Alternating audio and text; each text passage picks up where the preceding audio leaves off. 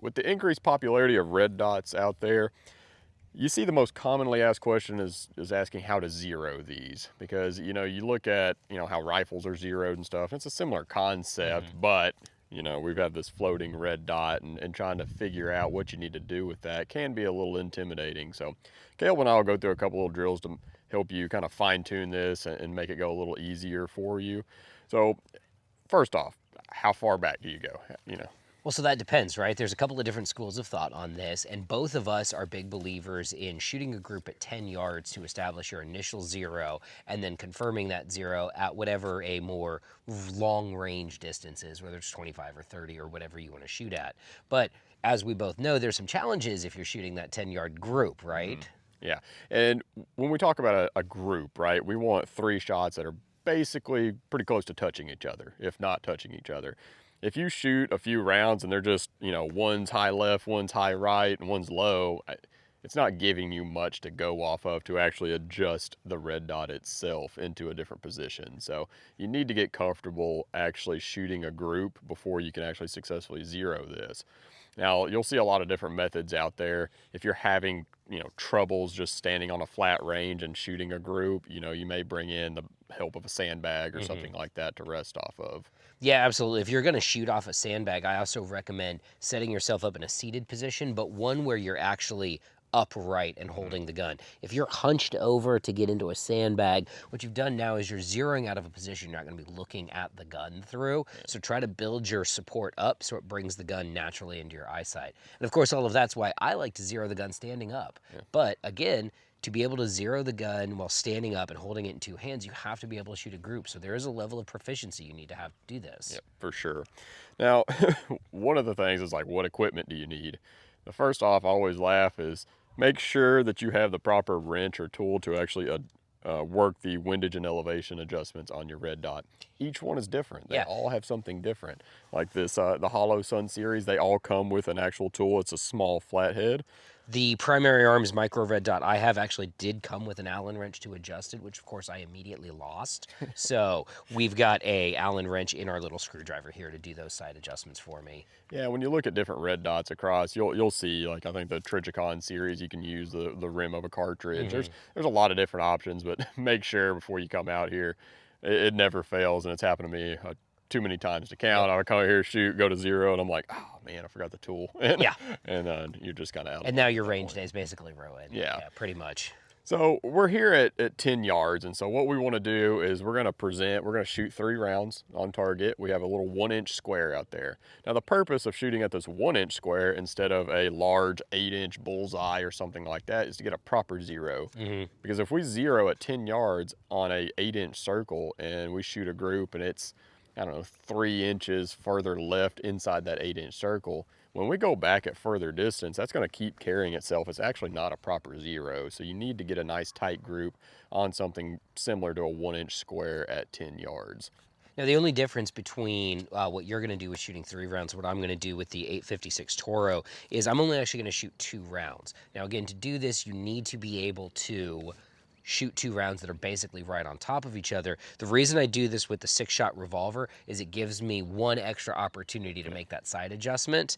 And also, with the revolver, I strongly recommend shooting it in double action versus in single action. While the single action trigger pull is easier for sure for people to manage, the gun actually times up slightly differently. Long mechanical explanation for this, but ultimately your point of impact is different between double action and single action, and I believe you should zero the gun in the mode you're most likely to shoot it in. And as a defensive revolver, that's always going to be double action. Yeah.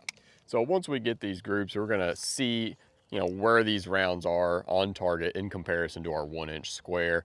Then we're going to come back to our red dot and we're going to make the proper adjustments. When we look at these red dots, you'll see normally there's a lasered mark of a U that stands for up and an arrow direction to actually pull the rounds up into where you want to go.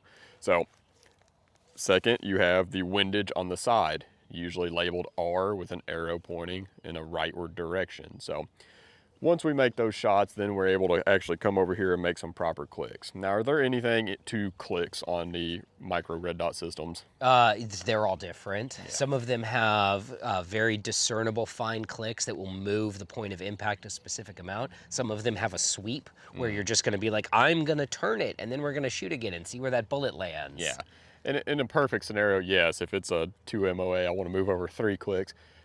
You know, I've taken a little bit of just kind of going as I go and seeing where my shots are, making small adjustments if I'm just a little bit off, and larger adjustments if I'm really far off, and then fine tuning from there. So A good rule of thumb is if you have an optic like the primary arms optic that has just sweep adjustments and doesn't have minute clicks, is if you use an Allen key, you can stick it in relative to the dot and go 1/8 turns or quarter turns or half turns, and that'll give you an idea while you're moving that Allen key of how much adjustment you've actually dialed. yeah.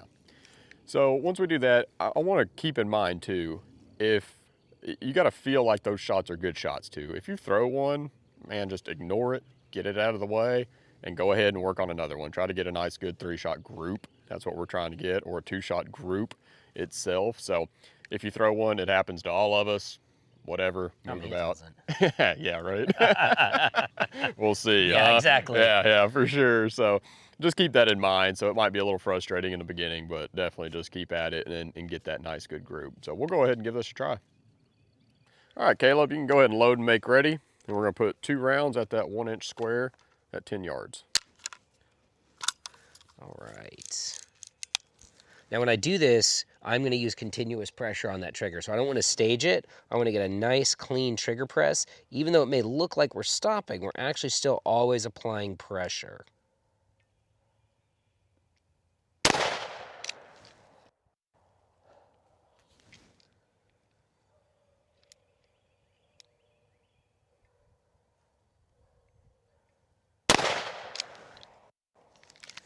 Looks like I parked those right on top of each other, Yeah. a little bit too down, and like I would say those are down and to the left a little bit. They're on the bottom left edge of the 1-inch square, but I'd be pretty happy with that as an initial 2-shot group. Yeah, for sure. So what I would do here is I would actually make an adjustment, and I'm going to give this just a little baby turn up. Not too much. And maybe a wee baby turn to the right. Again, not too much, because I don't think I need that much to get this dialed in.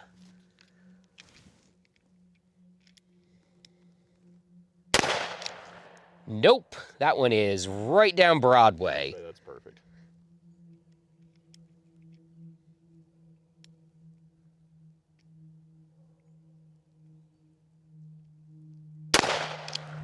Yeah, I would say stacking those 2 rounds on top of each other right in the middle of that 1-inch square is good to go. Now what I'll do is I'll save these last 2 rounds and I'll use these to confirm at 20 or 25 yards. Yep, for sure. All right, well now I'm all cleared out, Cody, so let's see you. All right, go ahead and make ready. Tool ready. Now one thing I want to keep in mind is I'm going to turn that dot down to a very crisp dot. I don't want that dot over blaring on this 1-inch square here. So come up.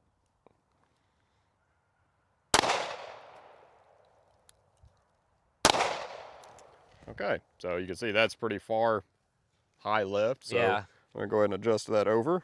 But the important thing is it is consistent. It is consistent. You know exactly where those rounds are. If someone parks 2 rounds that close, I'm going to be able to say, yeah, you're shooting correctly. Yep, exactly. So we're going to go ahead. We need these rounds to move to the right. So we will twist this. 1, 2, 3, 4 to the right. And we're going to come down. I'd say about down the same. Yeah. That you need to come right. As you can tell, this is a fine science. Yeah, right. You know, very high-tech stuff we're doing out here. All right, let's go for it. All right.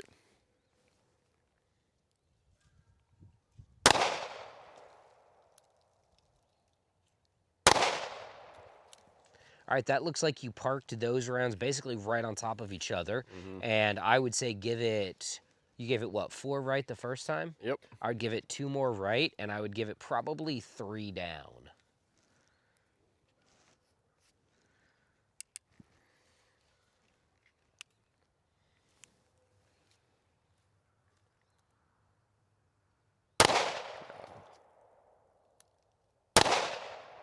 I think you one shanked more. that. I think you Yep, shanked that first shot. Shoot I it did. again. Yep, I was right. You shanked that first one. Yep. So now you're on. Now I'm on. So I wasn't tight as tight grouped as Caleb over here, but we got there nonetheless. So yeah, so now we'll go back and verify at 25. Yeah, See what absolutely. we're doing. All right, now we're back at 25 yards. We want to verify our 10-yard zero. So what's the purpose of this, Caleb? So the idea is you want to make sure that you know where your point of impact is, regardless of the range that you're shooting at. I've zeroed at 10 yards. We're right on the target. So now what I'm going to do, we're going to go back to 25, and I'm going to open up my acceptable hit area. And now I've got a 4-inch X-ring and an 8-inch circle around that. I want to be able to keep all 6 shots out of this gun in that 8-inch circle, and preferably most of them in that 4-inch circle in the center. Yep. And now how many shots are you going to shoot at this? I'm going to shoot 6 at this distance. Again, I want to make sure that I'm actually shooting a consistent group, and it's all just going to be slow fire, 1, 2, 3, 4, 5, 6. But we're going to try to simulate as close to a match condition or a more real life long distance shooting. Yeah, and I would keep in mind too, like if you come up and like I'm going to shoot a 5-shot group to verify, and if you shoot 2 rounds, you're feeling a little fatigued, come back in, take a breath, Yeah, absolutely. come back out and finish it off. There's no reason why you have to hurry up or stand out here, for all 5 rounds or 6 rounds. Like we're trying to access a actually great group here. We're trying to see what we can do and the gun can do at this distance. So Yep. Yeah, if you start to get tired, pull that gun back, relax, take your time, make sure that your shot is good. Because you can take a mulligan, but you have to be able to identify it. exactly. All right, so let's go ahead and give it a shot. Caleb, you can load and make ready. All right, let's see how this goes.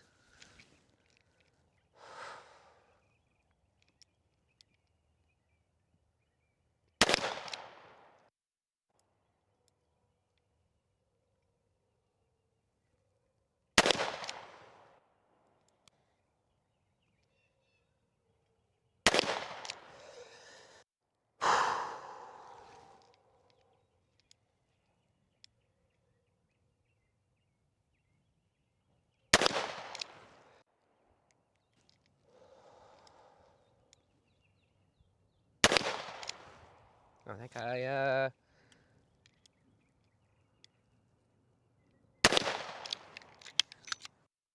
now my eyes aren't that great, but I think that's all X's. I think so. Good shooting. Thanks. All right, so let's see about my 5-shot group here. All right, let's I don't know go. if I can match that, but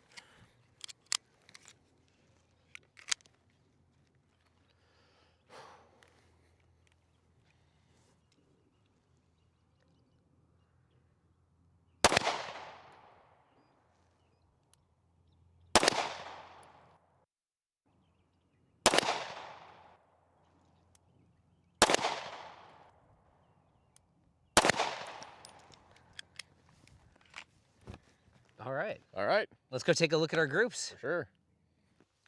All right, so we're back up on the targets, and at 25 yards, I called it all X's. Turns out I got 3 that are 10s, but we have a really discernible group here.